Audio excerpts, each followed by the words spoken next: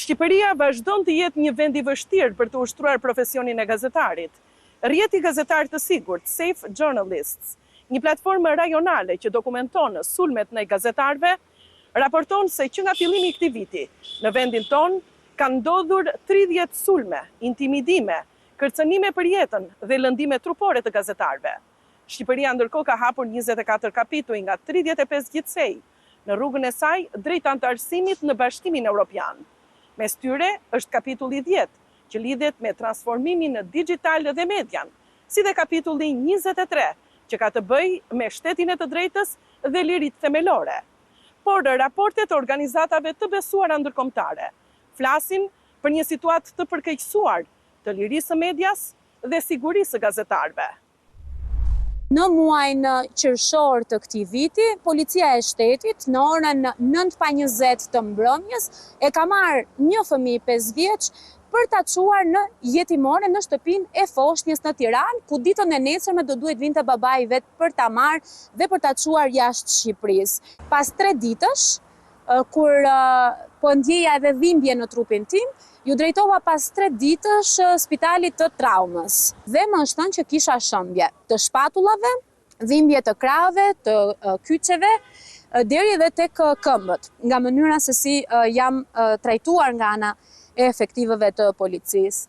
Mjeku më ka dhënë që të mbaj 21 ditë qafore për shkak të dëmtimit që kisha dhe për më tepër ka marrë edhe mjekime, si edhe më është dhënë një raport 7 ditor.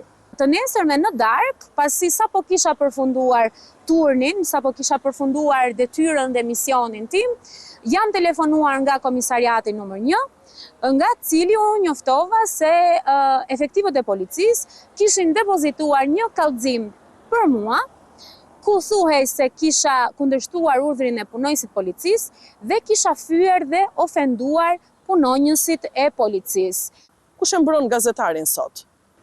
Vetja. Vetëm vetja e mbron një gazetar sot.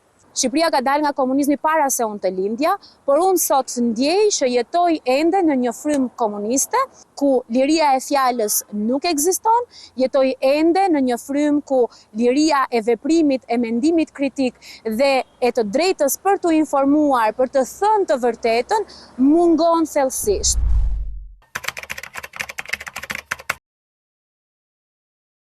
Kam pasur një rast të paktën gjatë vitit 2025, diku nga fundi i shkurtit, pas një dalje që unë kam bërë dhe kam shpjeguar një nga dosjet hetimore që lidhe me një politikan të rëndësishëm i cili u vendos në pranga nga ana e prokurorisë posaçme, pas daljes time publike në një emision, kam pasur sulme të vazhdueshme nga një faqe online, merreshin me pjesën time personale, pra me jetën time private, me faktin që unë nuk jam, le të themi, një vajzë në thonjza e ndershme, ashtu si ata pretendonin, me etiketonin si një vajzë e cila i kam arritur hapat e karrierës time duke kaluar ose duke pasur marrëdhënie intime nga një person te një personazh tjetër, duke pasur mbështetje të personazheve qofta politik me pushtet, por gjithashtu edhe të drejtuesve të medias ku unë punoj.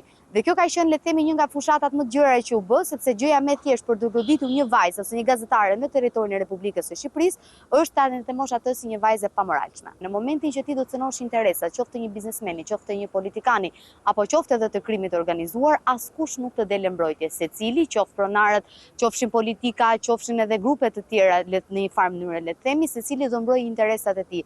Askush nuk do mbrojë interesat e gazetarit. Gazetarët në Shqipëri janë totalisht të pambrojtur, përpiqen secili prej tyre të mos e kalojë atë pragun dhe vijen e kuqe për te investigimeve që ne bëjmë. Dhe her pas here na çon edhe në përplasje të forta me eksponent të krimit organizuar, jemi përpjekur ta zgjidhim duke bërë kallëzime të ndryshme për të cilat unë personalisht kam marrë zgjidhje.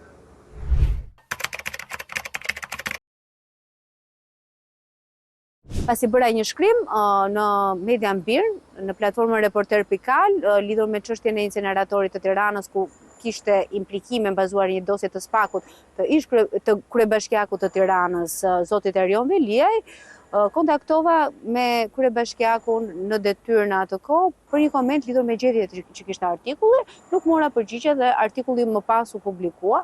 Të nesërmen mua më vjen një mesazh fyes dhe ofendues, ku më thuhet që unë jam një gazetare paguar. Në fund fare ishte mesazhi i fundit ku më thotë që ti nuk je gazetare, je një vrasëse me pagesë dhe më uronte fundjavë të mbarë dhe në fundjavë Gazeta Dita edhe disa portale të tjera, pra Paskena dhe disa të tjera në mos gaboj, kishin si titull kryesor të tyre emrin tim, Ola Xama, dhe më quanin vrasëse me pagesë duke përdorur të njëjtin gjuhë që përdori Erion Velia ndaj meje.